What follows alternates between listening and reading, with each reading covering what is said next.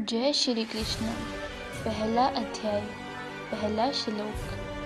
धृतराष्ट्र उवाच धर्मक्षेत्रे कुरुक्षेत्रे समवेता युयुत्सवः मामका पांडवाश्च चैव किम कुर्वत संजय। अर्थात धृतराष्ट्र ने कहा, हे संजय, कुरुक्षेत्र की पवित्र भूमि पर युद्ध करने की इच्छा से एकत्रित होने के पश्चात मेरे और पांडु पुत्रों ने क्या किया। जैसे कि राजा धृतराष्ट्र जन्म से नेत्रहीन होने के अतिरिक्त आध्यात्मिक ज्ञान से भी वंचित थे। अपने पुत्रों के प्रति अथाह मोह के कारण वह सत्यपथ से च्युत हो गए थे और पांडवों के न्यायोचित राज्य अधिकार को हड़पना चाहते थे। अपने भतीजों पांडव पुत्रों के प्रति उन्होंने जो अन्याय किया था उसका उन्हें भली भांति बोध था। इसी अपराध बोध के कारण वह युद्ध के परिणाम के संबंध में चिंतित थे।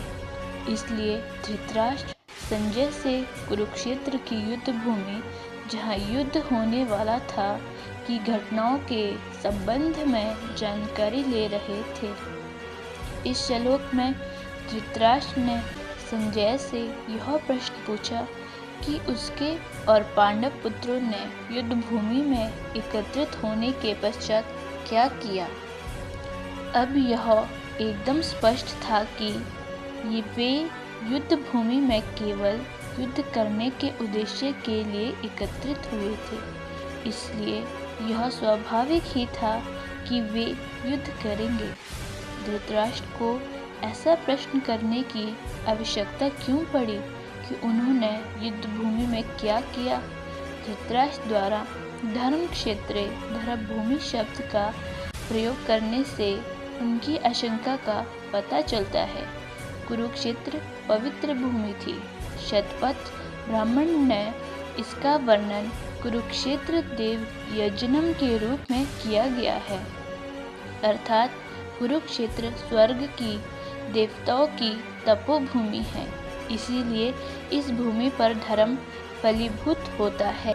धृतराष्ट्र आशंकित था कि कुरुक्षेत्र की पावन धर्म भूमि के प्रभाव के परिणाम स्वरूप उनके पुत्रों में कहीं उचित और अनुचित ने भेद करने का ऐसा विवेक जागृत न हो जाए कि वे सोचने लगे कि अपने स्वजन पांडवों का संहार करना अनुचित और धर्म विरुद्ध होगा, और कहीं ऐसा विचार कर वे शांति के लिए समझौता करने को तैयार न हो जाए। इस प्रकार की संभावित आशंकाओं के कारण धृतराष्ट्र के मन में अत्यंत निराशा उत्पन्न हुई। वह सोचने लगा कि यदि उसके पुत्रों ने युद्ध विराम या संधि का प्रस्ताव स्वीकार किया तो पांडव निरंतर उनकी उन्नति के मार्ग में बाधा उत्पन्न करेंगे।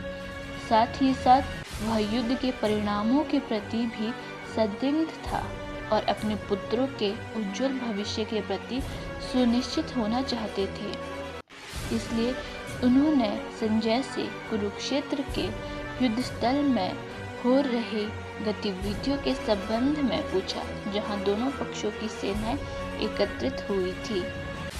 जय श्री कृष्ण।